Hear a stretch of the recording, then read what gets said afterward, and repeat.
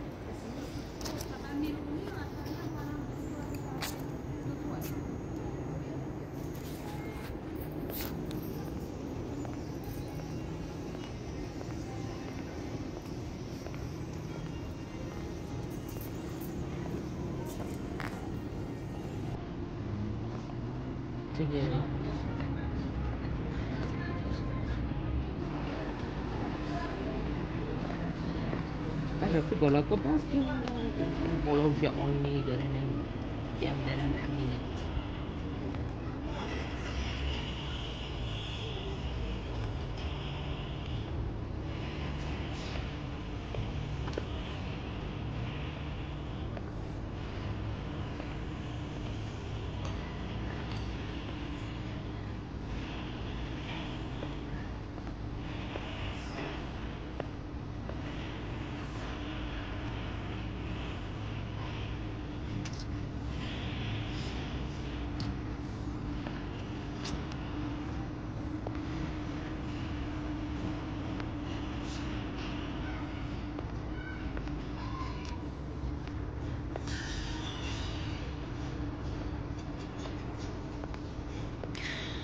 اینجا یه باغی بوده که مال عفیف خانم نامی بوده که بخشیدتش به محمد رضا پهلوی و بعد از انقلاب به تصرف سپاه ایران داریم.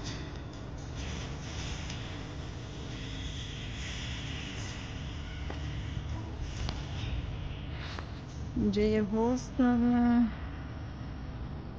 نمای امارت که جلوتر می‌بینیم.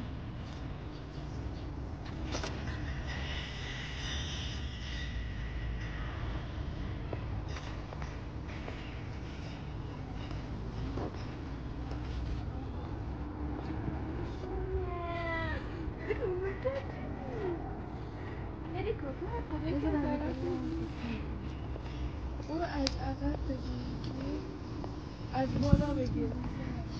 بینی تو میتونم خودت بگیر نظر از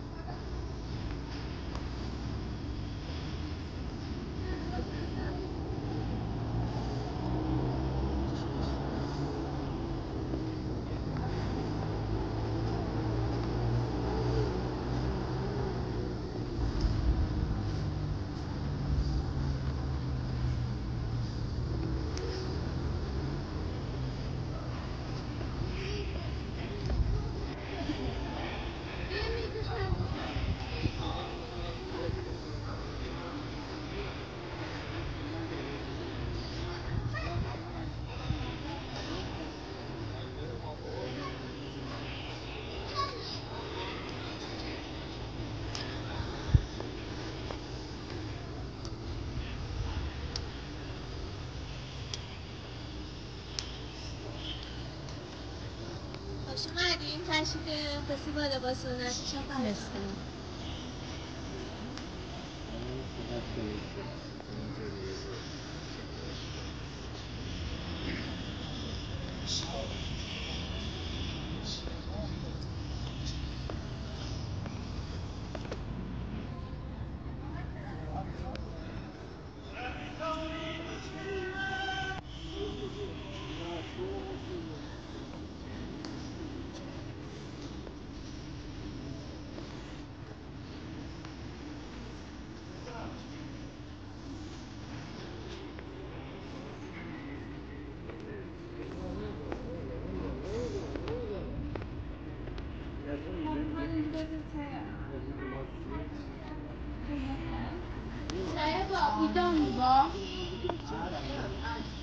Onda aslardan sayısı korkçası yani.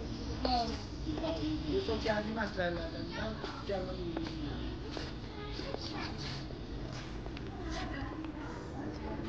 Önceden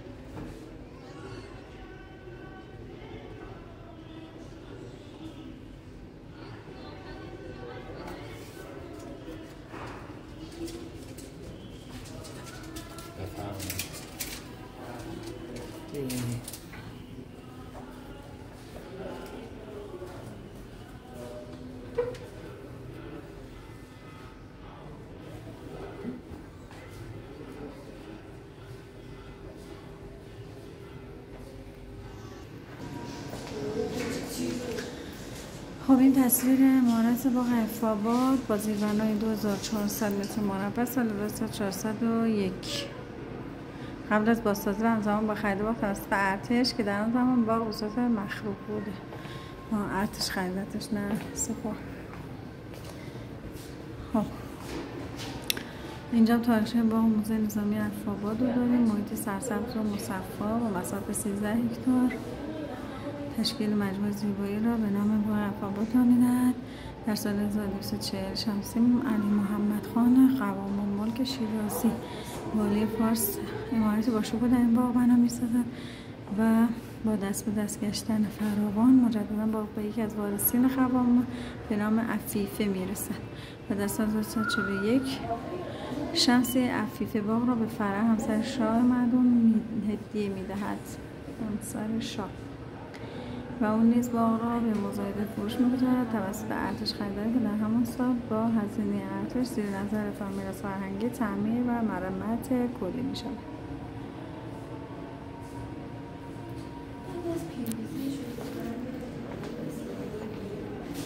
بله بعدم درستش می‌کنم پایینو کردم به موزه.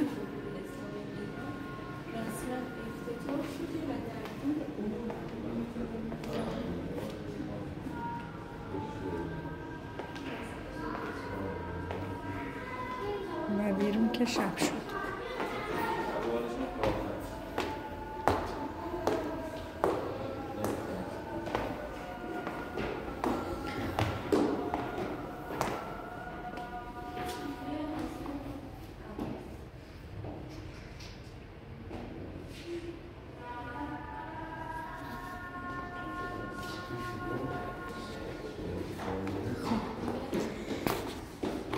اینجا طبقه بالای عمارتم.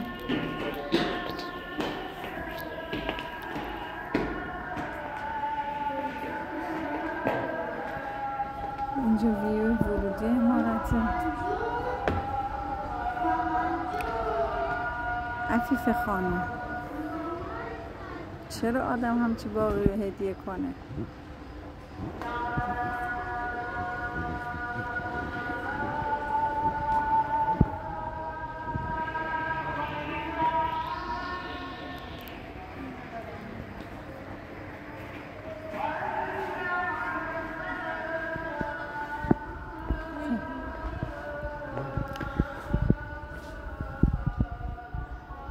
اینجا اتاق بازی شماره 1.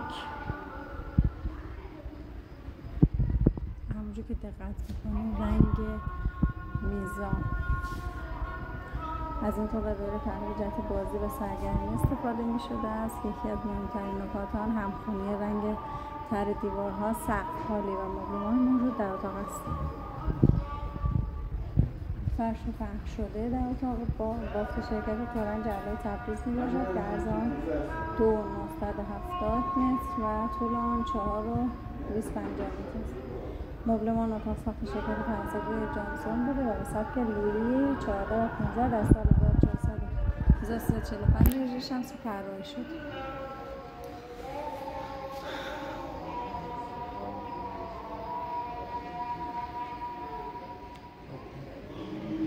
هر 4 میز روی چرمی می باشد و کشوهای طبیعی در گوشه میزها مخصوص گذاشتن وسایل بازی از شومینه زیبای موجود در اتاق قبلا مورد قرار می گرفته است.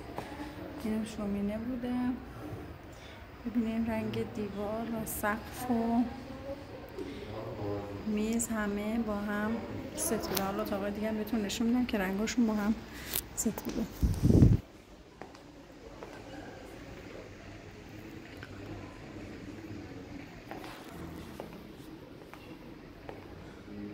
ببینین اینجا اتاق تعویض لباس بوده. در این اتاق در دوره پهلوی جهت تعویض لباس استفاده می شده. دیوار اتاق از جنس چوب بوده و روی آن با پارچه ملتون فرانسه پوشیده شده است. در سمت چپ اتاق چوب لباسی جهت آویز کردن لباس، سمت چپ اینجا و گذاشتن کلاه طراحی شده. میتونه میز وسط اتاق ساخته شده از چوب است که به شکل مرمر رنگامیده شده. مبلمان موجود در اتاق که روی آن از جنس پارچه ابریشم سبز گلدار است. ساخت فرانسه باشد و از رنگ با کلی بخش اتاق هماهنگ است. فرش پهن شده در این اتاق بافت شهر کاشان است. اینجا اتاق تعویض لباس بود. خب اتاق بعدی اتاق بازی شماره 2 هست که میبینین دوباره رنگ فرش، صندلی ها، گل های دیوار و سقف با همه همخونی داره و بسیار زیبا. خب اینجا متعلق به سال اینجا پیانو، این پیانو ساخت شرکت چشمام ضعیفه نمیبینم نیویورک هست. متعلق به سال 1899 میلادی که جهت جشن 2015 ساله شاهنشاهی در شیراز مورد استفاده قرار می‌گرفت. اینجا هم نشینمنشون بوده.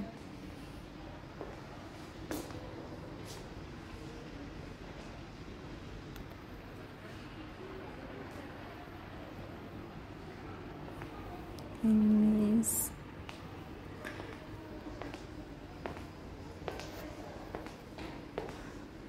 اینم یه نمایی از اتاق. ببینید اون دو تا اتاق به هم راه داشتن. اون اتاق البته صورتی نمیشه گفت، خب رنگ بازتر و اینم رنگ آبیه.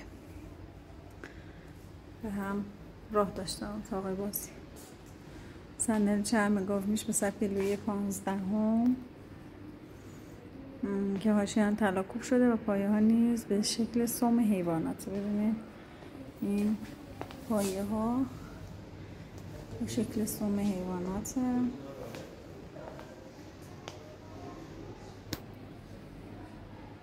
اینم توضیحات.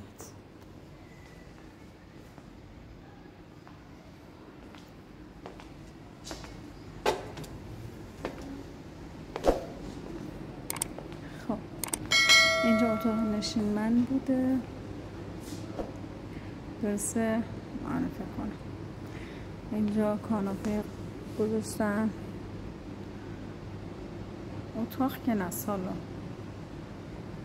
بوده با این ویو بسیار بسیار جذاب. دل میبره از آدم. ای عفیف خانوم، چه زیبایی.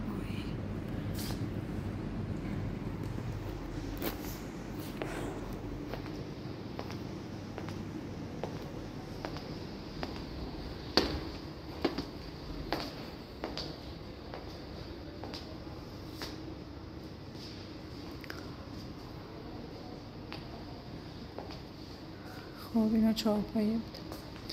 خب یه چیز خیلی جالبی که باید بدونین، اینجا درجه مراقبت کاخه. ببینین این دریچه یکی از هنرهای معماری دوره قاجار میباشد که بدون منظور ساخته شد. در روز رفت آمد افراد که وارد یا خارج میشدند از این دریچه زیر نظر قرار می‌گرفت. زیر 4 شیشه معمولی در فاصله‌های معین نصب گردیده که در ورودی باغ را نشان می‌دهد. در شب هم چراغ‌های نفت‌سوز یا پیسوز روشن می‌کردند و مابین دریچه‌ها جهت روشنایی سالن و راهروها می‌گذاشتند. همچنین برای اینکه داخل ساختمان دود پخش نشود در قسمت بالای دودکش تعبیه گردیده است. خب حالا ببینیم، من بهتون نشون بدم. ببینید در ورودی باغ از اینجا معلومه. من زوم بکنم. ببینید در ورودی باغ از اینجا معلومه. مثل آیفون تصویریه.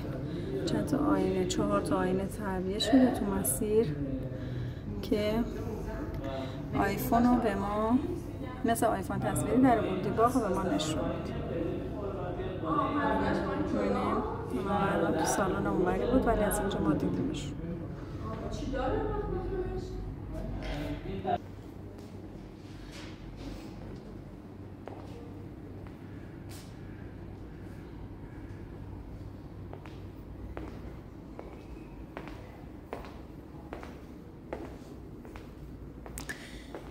خب اینجا اتاق نشیمنه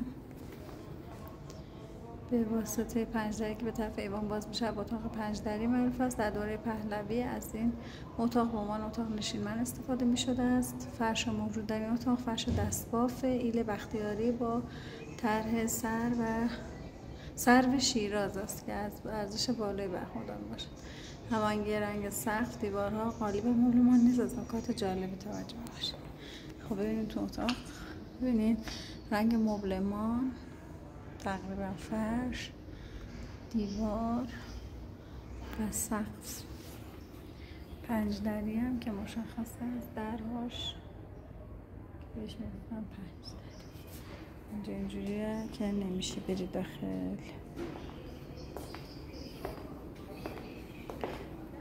این هم ادامه همون اتاق پنجدری است. این هم در بعدی که رو به ایوان باز میشه.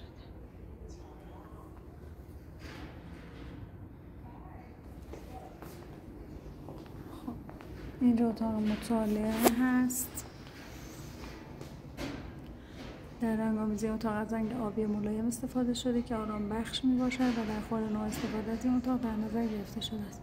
شمعدان‌های روی میز از برنز بوده و گلدان‌ها نیز از جنس سنگ می باشد. میزهای مطالعه دارای سطح متحرک و قابل تنظیم هستند که متناسب با فرد مطالعه کننده تنظیم می شود. ببینید این میز مطالعه اینجا که گفته قابل تنظیم بوده و یه فضای آروم برای مطالعه. خب این برای از باغ میایم بیرون.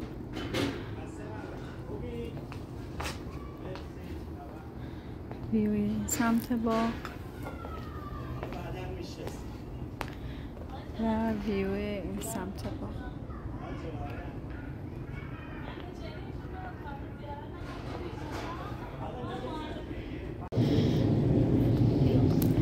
این تو حیات نه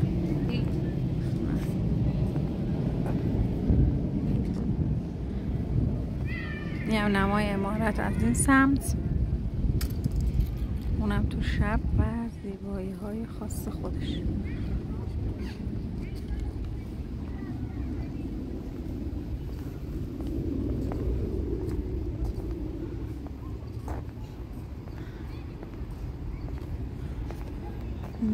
حوضی که اینجا بوده.